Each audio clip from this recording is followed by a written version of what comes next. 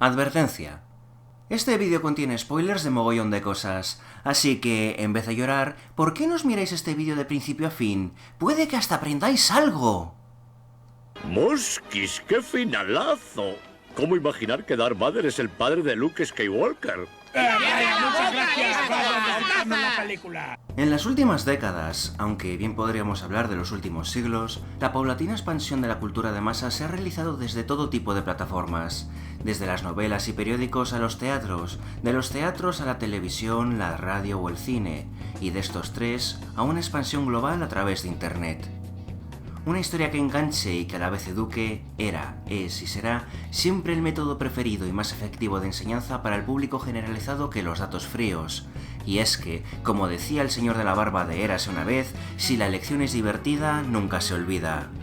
En relación con esto, una de las raíces sobre las que se sostiene el entretenimiento es, evidentemente, el espíritu del descubrimiento, el seguir con ansias una aventura y llegar hasta la sorpresa final junto con sus protagonistas.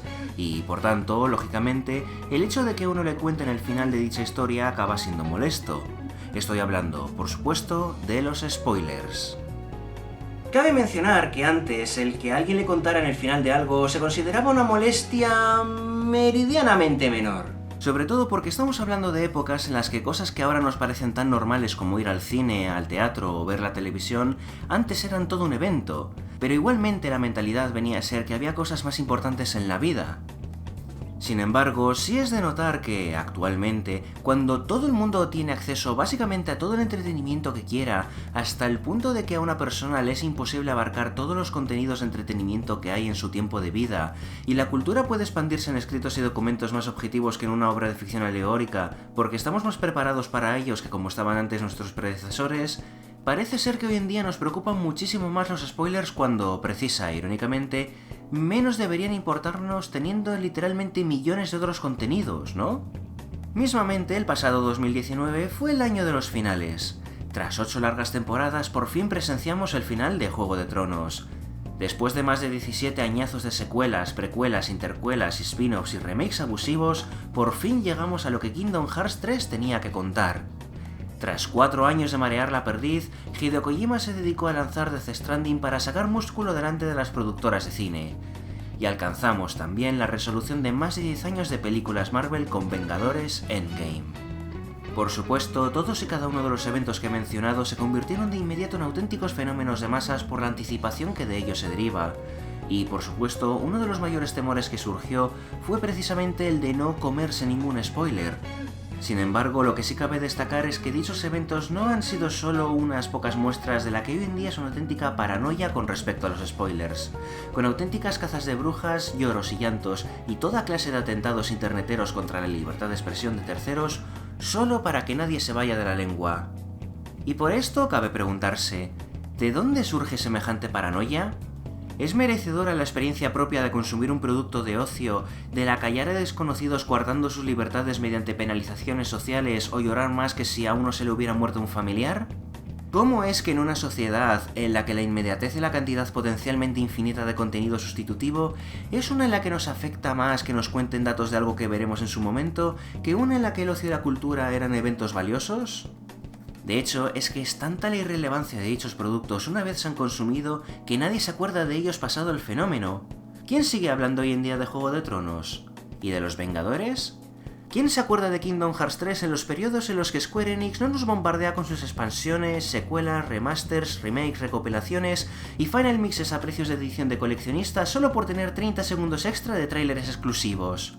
¿Acaso alguien se sigue acordando diariamente de que Hideo Kojima sigue existiendo después de que, ya por fin, se quedara a gusto con su dichoso Death Stranding? Lo pregunto porque esto va mucho más allá de que a uno simplemente le cuenten algo que quería descubrir por su cuenta, y de hecho, al tratarse de productos de ocio y entretenimiento dentro de una sociedad de masas y de consumo, es que esta molestia incluso es absurda. Y es que el problema de esto no son las preguntas que nadie se atreve a formular, sino las respuestas. Las respuestas derivadas de una sociedad en la que, como ya hemos visto en otros vídeos de este canal, sufre de problemas de triangulación afectiva con empresas, o que culpa a los mismos productos que tanto ansiaba consumir por esas expectativas irreales y egoístas causadas por su propio hype, hasta el punto en que ya nadie disfruta nada, lo que deja sin sentido la mismísima existencia del entretenimiento. Pero ya me estoy adelantando, y nunca mejor dicho, así que es mejor empezar, como siempre, por el principio. Tirando de etimología, spoiler es un anglicismo que viene a significar que algo estropea otro algo.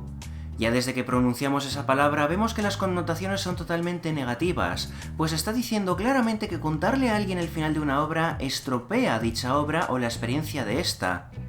Se trata de un término absoluto que no admite escala de gris alguno, y debido a que vivimos en el mundo de la globalización, y a que nos gustan más los anglicismos gratuitos que una tiza a un tonto, el término acabó convirtiéndose de la noche a la mañana en el paradigma para denominar dicho suceso.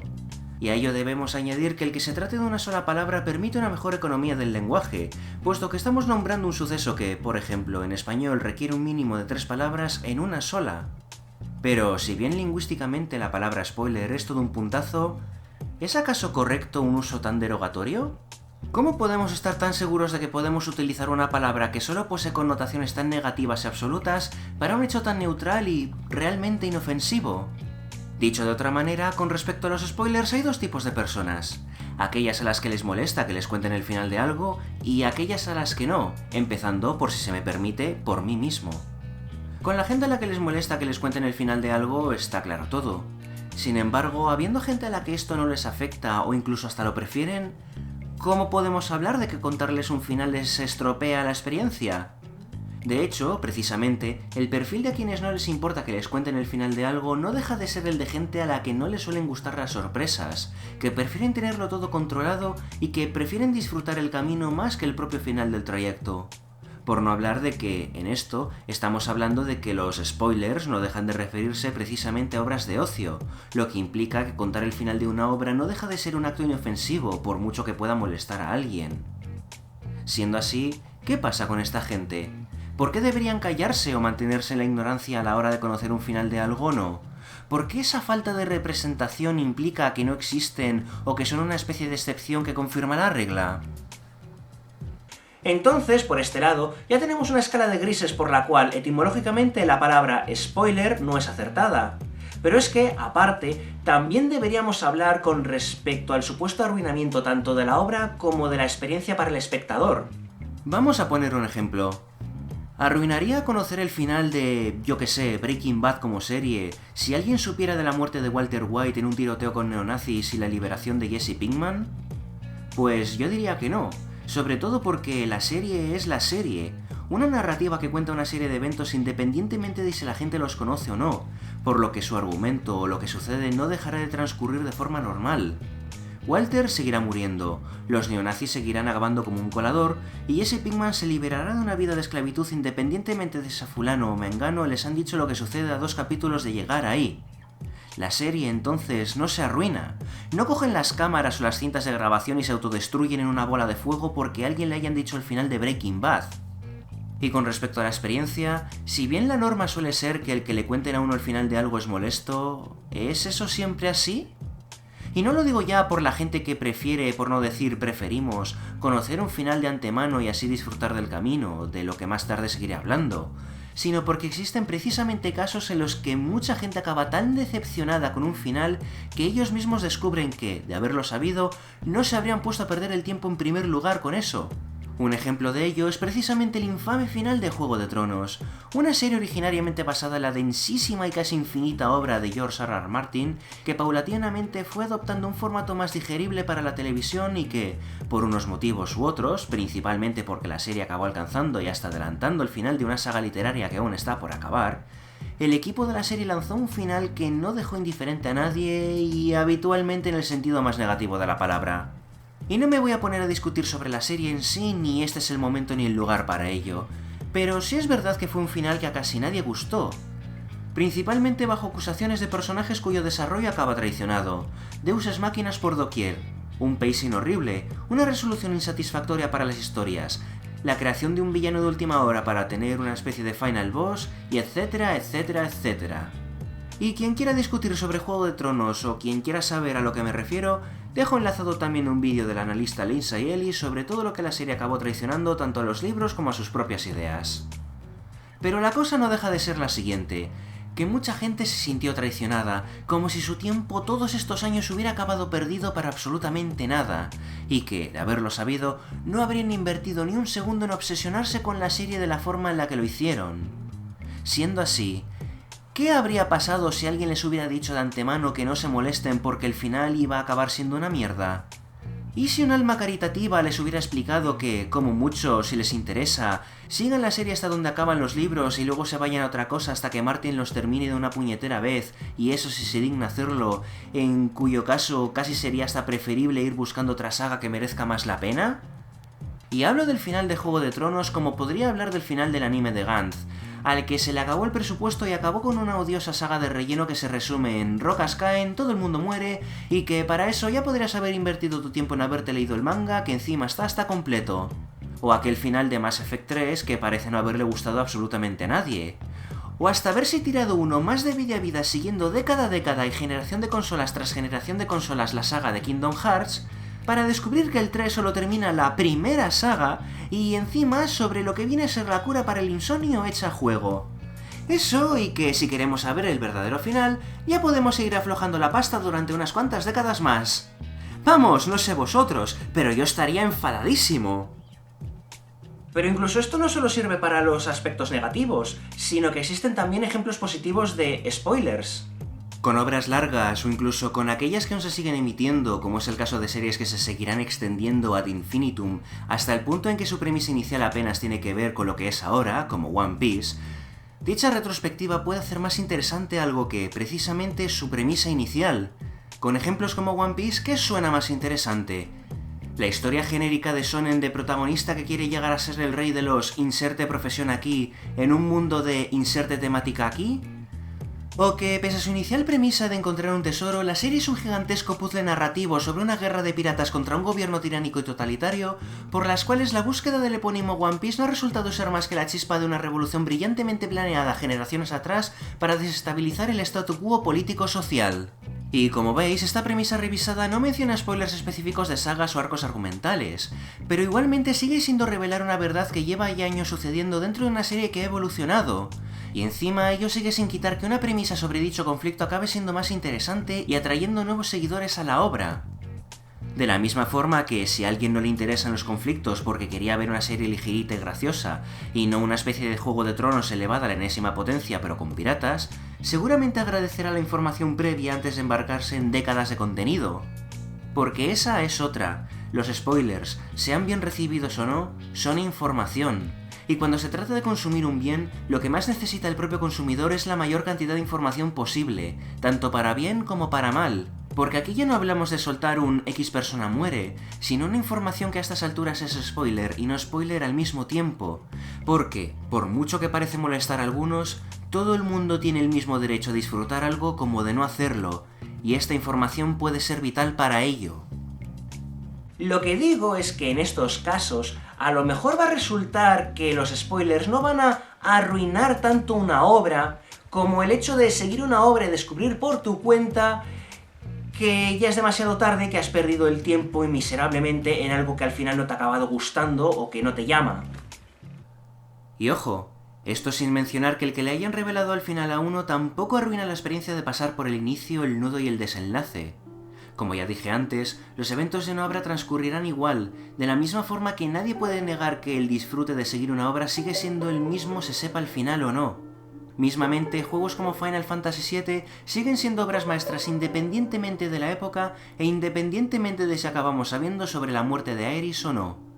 El sacrificio de Aerys para salvar el planeta, la cruel omnipresencia de Sephiroth, el dolor de Cloud, la conmovedora música, el saber que nos encontramos en el punto pivotal de la historia y que ya nada volverá a ser lo mismo, siguen estando ahí y siguen golpeándonos con la misma fuerza que al principio.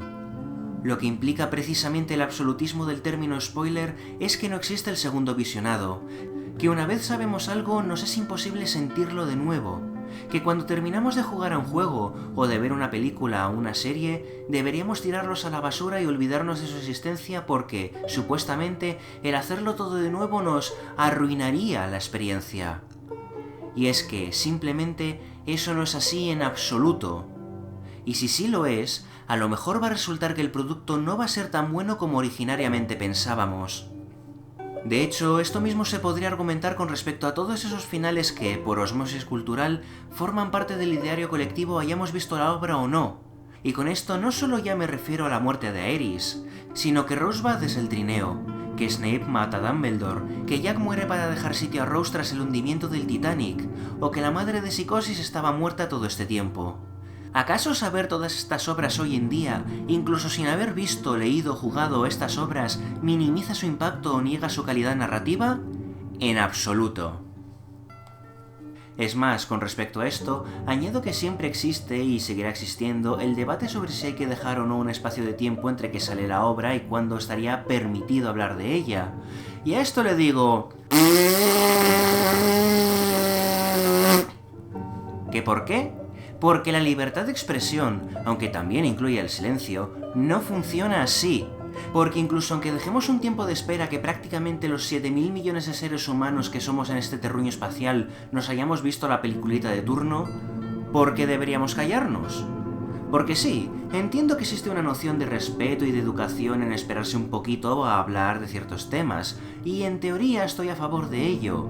Pero el problema viene cuando, precisamente, dicho periodo de tiempo acaba extendiéndose indefinidamente porque no podemos esperar a que literalmente toda la humanidad haya visto, leído o jugado lo mismo que nosotros.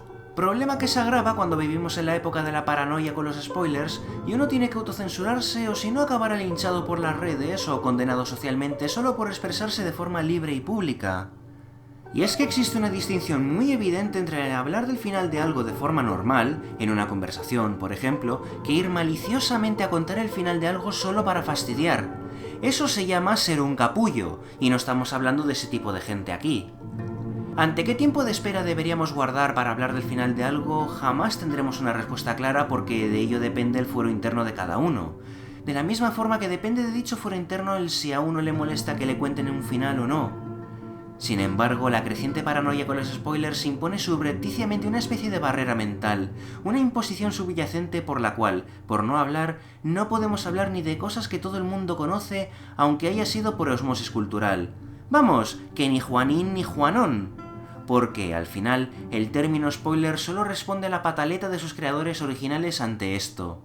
Pataleta que se ha ido exagerando por ser un término comodón y perfectamente acusativo hasta que podamos hablar hoy en día de una sociedad paranoiada con los spoilers por el efecto de la cámara de eco de las redes sociales. Y precisamente, debido a que la paranoia con los spoilers parece idealizar solo y justo lo que pasa al final, como si el final fuera la única parte importante de una obra, deberíamos preguntarnos en primer lugar cómo hemos llegado hasta aquí. ¿Cómo es que parece que hoy en día no disfrutamos de una obra durante su transcurso? ¿Por qué parece que la experiencia del espectador solo existe cuando llega al final? ¿Es que acaso hemos dejado de sentir lo que nos evocan el inicio y el nudo? ¿O es que de las obras solo nos interesa el final porque así nos llenamos la boca con ello y usamos el resto de esta como contexto? ¿Podría ser tal vez que hoy en día existe un paradigma por el cual las obras se creen solo para acumular hype de cara a un bombástico final? ¿O somos nosotros los creadores de este presunto paradigma? Y ojo, yo no digo que los finales no sean importantes, o que no sea mejor precisamente un final interesante y emocionante que uno que sea una sosez. Lo que digo es que, si una obra es buena, si la saboreamos bien y la disfrutamos a cada momento, el final es solo una parte más, por lo que conocerlo o no cambiará demasiado la experiencia. El problema es que la paranoia de los spoilers parece tratar de las obras solo como un mero producto de consumo, con el final siendo lo más importante solo porque es cuando tenemos los discursos preparados para hablar de ellos. Irónicamente, si alguien revela un final antes de tiempo, esa persona comete un spoiler y, presuntamente, ha arruinado las experiencias ajenas. En pocas palabras, qué bien conduzco yo y qué mal conducen los demás. Siendo así, si queremos llegar a la raíz de estos comportamientos, debemos echar una mirada histórica y sociológica para saber qué significa, en primer lugar, para nosotros, el arte, lo evocativo, el disfrute y el consumo. En 1944, los filósofos y sociólogos Theodor Adorno y Max Horkheimer publicaron un estudio titulado Dialéctica de la Ilustración, en el que acuñaban el término industria cultural y analizaban cómo el arte de toda la vida ha acabado siendo suplantado en mayor medida por la cultura de consumo, esto es, la cultura pop y las diferencias entre ambas. Adorno y Horkheimer realizan una crítica de la industria cultural a través de la crítica al arte mismo, y llegan a la conclusión de que la expresión de la obra artística no son sus temas, sino su trascendencia, la expresión del espíritu humano a través de su creación y el afán de superar las limitaciones del cuerpo carnal para ser uno con la naturaleza que le ha creado. Por el contrario, la industria cultural, la cultura pop o la cultura de consumo, se basa simplemente en la diversión y el ocio, en la expropiación de la conciencia, y sustituye la experiencia y expresión artísticas genuinas por un arte inferior que existe solo para ser resultón y, en última instancia, consumido. Lo que antes era el medio de expresión artística, la propia creación, radica en una labor artesanal en la que cada obra es única, fruto de la labor, el esfuerzo y la psique del artista en un momento determinado. De hecho, lo que hace arte al arte es que no puede haber dos originales de lo mismo, sino que cada obra es única. No obstante, la principal característica de la industria es la industrialización en sí misma, la utilización de máquinas para crear copias de algo en masa. El arte deja de ser arte para convertirse en un icono que cada uno puede tener en su casa, y cuando todo el mundo tiene la misma copia de una falsificación de una obra, por trascendente que haya sido su original, lo que se tiene es un producto de consumo desalmado, pero resultón. En pocas palabras, el arte de verdad es evocador, hace sentir al sujeto que mira la pieza y no le deja indiferente, mientras que la copia sistemática impide pensar al sujeto, merma su criterio para que solo piense en lo bonita que es su copia y lo afortunado que es al tener una, pese a que el resto del mundo también tiene la suya propia y, por tanto, no tenga valor. A lo largo de los años, con el advenimiento de la propaganda y la publicidad que, unidas, formaron lo que hoy en día se conoce como la sociedad de consumo, en la que los propios medios de comunicación nos lanzan toda clase de mensajes que internalizamos de forma inconsciente, y unida al fenómeno de la globalización, por la cual los mensajes y comportamientos sociales se extienden a todo el mundo y permeabilizan de inmediato en la sociedad global, podemos hablar sobre cómo la industria cultural ha estrangulado al arte y ha convertido la cultura en una mera forma de ocio para su consumición y posterior desecho con el fin de consumir otra obra sustitutiva y así sucesivamente. Precisamente, la paranoia con los spoilers responde a este patrón al endiosar el concepto del final de la obra supeditando todos sus demás rasgos a este. El inicio, el nudo, los personajes, la trama, los giros de tuerca, la acción, el romance... Todo parece carecer de valor si no pertenecen al final, así como que da la impresión de que la experiencia del espectador no existe antes de haber llegado al final. De esta manera, lejos de intentar salvar a la obra o a su audiencia de algún pérfido villano que a través de spoileracos conspira para arruinarlo todo, el fanatismo con respecto a callar el discurso para evitar spoilers solo denota la visión reduccionista del paranoico de los spoilers. Que todo este bien de ocio solo está para ser consumido y después pasar al siguiente, y así sucesivamente. De este modo, podemos llegar a la conclusión de que toda esta obsesión con los spoilers denota que la gente ve las cosas solo para llegar al final, pero no disfrutan del camino. No saborean nada porque nada les llega, simplemente utilizan la obra para acumular hype de cara al gran final y olvidarse de todo lo demás, y después cambiar la obra por otra. Las narrativas, las temáticas, los mensajes... Todo esto se pierde porque nadie quiere disfrutar el presente, a la vez que nadie quiere ni desea aprender. Es solo consumir ocio, por hablar de lo impactante o decepcionante que ha sido el final de turno y nada más. Lo que, por cierto, me recuerda a lo que decían las hormigas de la película Bichos de los Altamontes que se apropiaban de su comida. Vienen, comen, se van. Vienen, comen, se van. El término spoiler es tan draconiano que no solo omite la existencia de gente a la que no le importa que les desvelen lo que pasa en la trama porque les guste más el camino que el final, sino que, también, culpa al otro de que una experiencia ha quedado arruinada cuando a lo mejor el que se queja de spoilers es el que debería haber tenido más cuidado o, directamente, tener una piel más gruesa. Es más, quien lleve siguiendo mi canal desde hace un tiempo se dará cuenta de que suelo poner un aviso de spoilers al principio que termina con las palabras "si os ha estropeado algo de la trama". Pues bien, de este año en adelante esta frase cambia a "si os habéis estropeado algo de la trama". Porque si estáis totalmente emparanoiados con que alguien os cuente cosas de una trama, pero luego vais buscando cosas de dicha trama, ¿quién es el responsable? ¿El que lanza un discurso público para nadie en particular? ¿O el que no quiere saber nada de X obra, pero aún así busca cosas de esta? Que, repito, esto no tiene nada que ver con que un capullo vaya a contaros a vosotros en específico por joderos el final de algo que estáis siguiendo porque os guste, sino del escabroso asunto de vivir en un estado mental caracterizado por la aparición de ideas fijas, obsesivas y absurdas basadas en hechos falsos e infundados, y todo por un puñetero jueguito, una dichosa seriecita o peliculita, entre otras formitas de consumo de ocio. que el mundo no gira alrededor de vuestros ombligos, que las conversaciones ajenas o incluso los discursos públicos a nadie en particular sobre lo mucho que uno ha disfrutado o no una cosa no van destinados a fastidiaros a vosotros.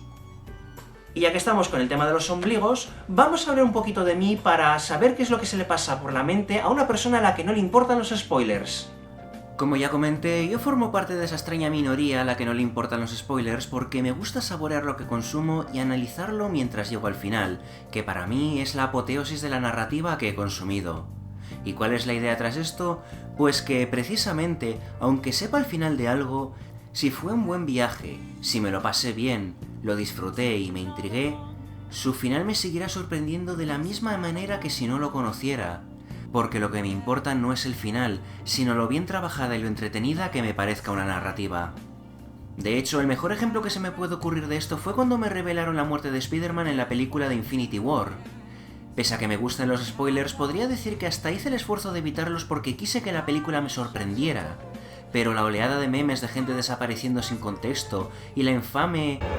¿Señor Stark? No me encuentro bien. Ya me descubrieron que Spider-Man moriría una semana antes de ver yo la película. Porque, como es evidente, ¿quién más de los Vengadores llama Señor Stark a Iron Man? ¿Y queréis saberlo mejor? Que, pese a todo, no me importó. Porque cuando fui a ver la película al cine, la disfruté tanto que hasta el giro de tuerca se me olvidó por completo. Y cuando sucedió aquello del spoiler me acabé sorprendiendo igualmente de la muerte de Spider-Man. Porque así es como funciona una película en la mente de alguien que aprecia de una obra algo más que solo el final. Y mismamente este es uno de los motivos principales por los que me es imposible hacer una reseña completa de algo si no puedo hablar de todo lo que necesito centrándome en todo lo específico que vea necesario. Porque hablar vagamente de algo y bailar alrededor de un tema dejando caer lo que quiero decir, pero sin concretar, es igual o peor que no decir directamente nada. Y yo, para eso, es que no reseño nada. Y de ahí, por supuesto, el aviso de que mis reseñas editoriales contienen revelaciones de la trama de aquello de lo que voy a hablar. Y que si no queréis que nadie os estropee algo, que vayáis con cuidado porque la culpa no es mía, sino vuestra. Y es que, al final, la paranoia con los spoilers no deja de ser una mierda mental de pertenencia a un bien de consumo que está al mismo nivel que el sufrir una triangulación de celos con una marca, el elitismo gamer o el miedo a la politización de las narrativas que a tanta gente está haciendo llorar como los bebés mentales que son. Porque lo único que demuestra el darle una mayor importancia a un efímero producto de ocio que a cualquier otra cosa que sea importante en nuestras vidas, solo demuestra que, actualmente, nosotros no consumimos el producto, sino que el producto nos consume a nosotros. Y tanto es así que, por irónico que parezca, la misma gente que no quiere saber nada de los spoilers es la misma que, en su hype, después se va a YouTube y a otros sitios turbios a buscar toda clase de teorías conspiranoicas sobre cómo terminará X o Y cosa. Y si al final el trasnochado de turno acierta de casualidad, alabarlos como auténticos Nostradamus del siglo XXI, lo que da precisamente paso a que haya cada vez más franquicias de ocio como The Binding of Isaac o los FNAF, que basan sus tramas en las pajas mentales que unos y otros hacen para elegir las que más les gustan y coserlas a los monstruos de Frankenstein que tienen por historia. Entonces, ¿por qué se dejará hablar a los teóricos conspiranoicos que llevan una década diciendo que Isaac está muerto y que todo es un sueño del niño moribundo para que Edmund Macmillan lo vea y así lo haga, pero luego resulta que nadie puede salir del cine diciendo lo mucho que le ha sorprendido una película porque entonces eso sí es spoiler?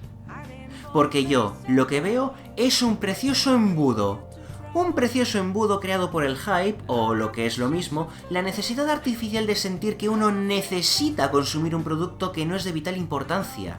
Necesidad inducida por la industria del ocio a través de la influencia de los medios de comunicación, de la misma forma que esta paranoia actual que hay con los spoilers responde no a un interés genuino por una obra, sino a esas mismas necesidades artificiales que, en última instancia, dejan al propio obseso de los spoilers como un esclavo de una industria que ofrece un ocio vacío y sin alma. Por supuesto, el que a alguien le guste o disguste que le revelen el final de una obra que está siguiendo es algo tan natural que va al gusto del propio consumidor, y no existe en absoluto una forma correcta de disfrutar dichos contenidos con respecto a ello. Sin embargo, lo que no podemos obviar es la incorrección del término spoiler por ser tan negativo y absoluto que se ha convertido en una palabra baúl para toda clase de revelaciones e informaciones, hasta el punto de que hemos llegado a no poder tener conversaciones sobre algo sin miedo a que alguien revele algo. Miedo que, por culpa de las cámaras de eco de internet, se ha expandido una auténtica paranoia que impide a la gente absorber sus contenidos de ocio ni disfrutarlos. Lo que, a su vez, nos ha llevado a convertir el consumo de ocio en una competición por ver quién es el primero que llega al final para que no le spoileen, y luego olvidarse de todo porque al resto de la obra no se le ha hecho ni caso. Por desgracia, el término spoiler es tal brillantez en lo que a economía del lenguaje se refiere que viene a ser imposible encontrar un término mejor y más corto, lo que impide actuar en igualdad de condiciones a cualquier otra acepción que busque ser más precisa y efectiva. Y peor cuando entramos en el caso del español, en el que la RAE aconseja la palabra destripe. Aún así, existe una distinción clara entre lo que vendría a ser el spoilear maliciosamente, es decir, el contarle a alguien revelaciones de una trama solo para molestar, que en ese caso sí sería utilizar correctamente el término en su acepción, y revelar o discutir dentro de un contexto unos datos de una trama con fines argumentativos o informativos que, en ese caso, podríamos hablar de una revelación de una trama, que viene a ser lo más parecido a una alternativa mejor en significado pero peor en economía del lenguaje. Pese a todo, el asunto principal que siempre se nos olvida es recordar que nuestro ocio actualmente se lleva en mayor medida a través de bienes de consumo, y que hay que disfrutarlo y apreciarlo, así como escuchar con una mente crítica sus mensajes y moralejas, algo que solo es posible si estamos pendientes de la obra de turno en vez de competir por llegar al final. Porque así, de esta manera, podremos disfrutar lo que nos gusta sin tener que estar pendientes de lo que hace el vecino. Y si resulta que a ti no te gusta enterarte de datos de una trama que deseas ver, hasta el punto en que lloras por ello tanto más que cuando se te murió la yaya, en vez de coartar al vecino, en vez de autoimponernos un tiempo de callarse y estar como muertos, la solución más sencilla es desconectar del mundo. ¿Qué por qué? Porque tus caprichos ociosos no le importan a nadie, porque no eres tú quien para mandar a nadie autocensurarse, y porque tú mismo eres el que desea ahogar el discurso del prójimo. ¿Y sabes cuál es la mejor forma de ahogar el discurso? Tapándote los ojos y los oídos. Si tanto te molestan los spoilers, haz tú el sacrificio, ya que eres el primero en exigírselo a los demás. Porque, como bien reza el dicho, mis derechos terminan donde empiezan los del vecino. ¿Que es una molestia? Y más en la época en la que vivimos, en la que si no estamos 24/7 pendientes del Twitter, parece que llevamos viviendo bajo una roca 1000 años. Pues solo te queda una alternativa para eso: tener una piel menos fina de cara a los spoilers, que estamos hablando de obritas de consumo que verás religiosamente hasta el final para luego desecharla y sustituirla por la siguiente. Y si resulta que aún así no puedes despegarte de internet, pese a la paranoia con los spoilers que esto te produce, si resulta que tu existencia gira en torno al hype que le tienes a la serie, película, libro o juego de turno, hasta el punto en que solo piensas en ello, y te pasas la vida amenazando, quejándote y llorando por la posibilidad de que te spoileen algo, a lo mejor el problema no va a ser que exista una conspiración judeo-masónica para estropearte a ti una forma de ocio que seguirá existiendo independientemente de lo que tú sientas, sino que a lo mejor hay algo en tu cabecita o en tu ambiente que no rota demasiado bien. Y, ante eso, yo que tú me preocuparía más por ello y dedicaría más mi tiempo y energías en hacer algo al respecto que en vivir por y para bloquear todos los discursos a todo alrededor porque resulta que fulanito y menganito ya se han pasado el Kingdom Hearts 3 o el Death Stranding y les ha emocionado el final. Miento, todos sabemos que nadie se ha emocionado con el final de Death Stranding o de Kingdom Hearts 3 porque nadie ha jugado tanto tiempo sin quedarse frito.